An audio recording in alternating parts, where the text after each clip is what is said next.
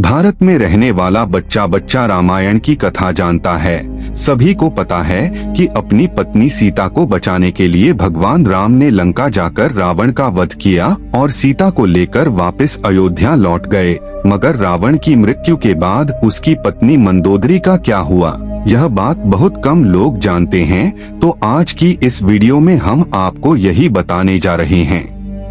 पुराणों के अनुसार भगवान राम ने जब युद्ध के मैदान में रावण पर विजय हासिल कर ली और उसे मार गिराया, तब जाकर युद्ध खत्म हुआ और उसके बाद लंका की महारानी मंदोदरी युद्ध स्थल पर आईं और वहीं जब पति और पुत्रों को मृत पाया तो वह विलाप करने लगी। मगर विलाप करते हुए उन्होंने वहीं मौजूद अपने देवर विभीषण से कहा कि वह अब भी लंका की महारानी हैं और रावण के राजपाट को वही संभालेंगी। रावण के अंतिम संस्कार के बाद जब विभीषण का राज्याभिषेक हुआ तो महारानी मंदोदरी उन्हें शासन चलाने में मदद करने लगी। रावण का ननिहाल राजस्थान में मौजूद जोधपुर के नजदीक एक गांव में है। रावण की मृत्यु के कुछ समय बाद मंदोदरी लंका को अलविदा कह जोधपुर अपनी ससुराल आ गई थी। यहाँ रावण का एक मंदिर भी है जो कहा जाता है कि मंदोदरी ने ही बनवाया था और तब से यहाँ रावण की पूजा की जाती है। कहा जाता है कि भगवान श्री राम के कहने पर मंदोदरी ने रावण की मृत्यु के कुछ वक्त बाद अपने देवर विभीषण से विवाह कर लिया। दरअसल भगवान श्री राम नहीं चाहते थे कि रावण की मृत्यु के बाद लंका बिखर जाए और विभीषण अपने बड़े भाई के राजगद्दी पर बैठना नहीं चाहते थे।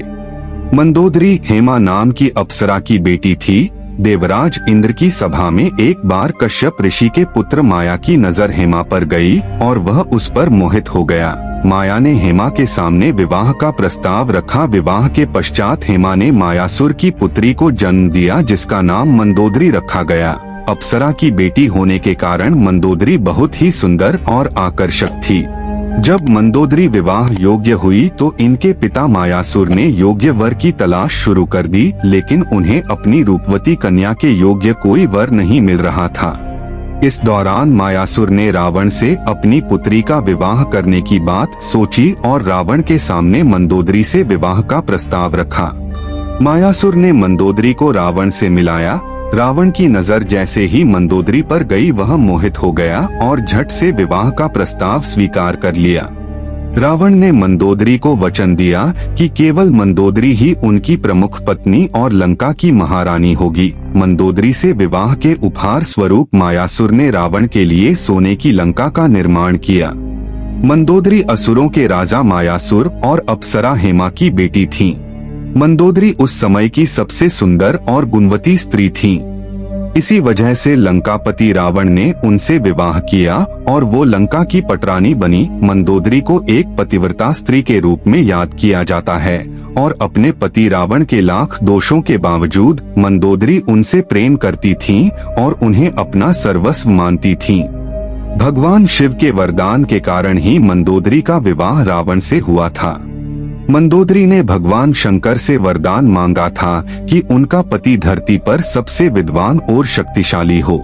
मंदोदरी श्री बिल्वेश्वर नाथ मंदिर में भगवान शिव की आराधना की थी। यह मंदिर मेरठ के सदर इलाके में है जहां रावण और मंदोदरी की मुलाकात हुई थी।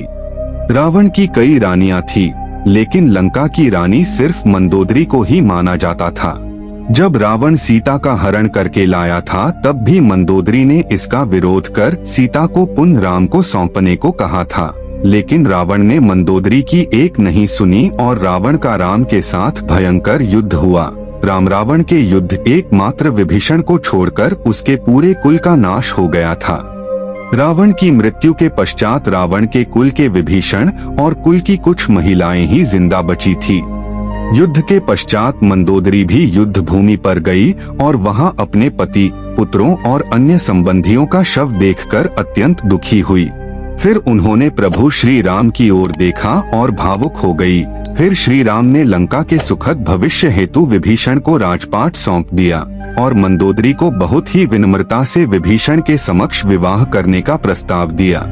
जब प्रभु श्री राम अपनी पत्नी सीता और भ्राता लक्ष्मण के साथ वापस अयोध्या लौट गए तब पीछे से मंदोदरी ने खुद को महल में कैद कर लिया और बाहर की दुनिया से अपना संपर्क खत्म कर लिया।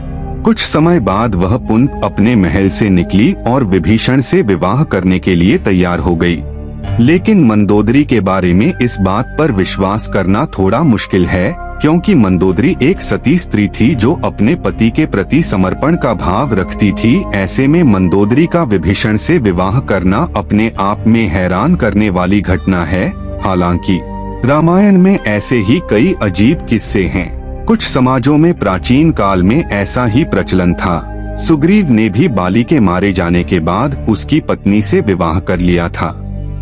तो दोस्तों, आज के लिए इतना ही। मैं उम्मीद करता हूँ हमारे द्वारा दिया गया जानकारी आपको अच्छा लगा होगा, और अगर वीडियो अच्छा लगा होगा तो लाइक और शेयर कर देना, जिससे हमें मोटिवेशन मिलता है। और हाँ, आपने अभी तक चैनल को सब्सक्राइब नहीं किया है तो अभी के अभी करिए, और वीडियो को लास्ट तक देखने के लिए बहुत बहुत धन्यवाद।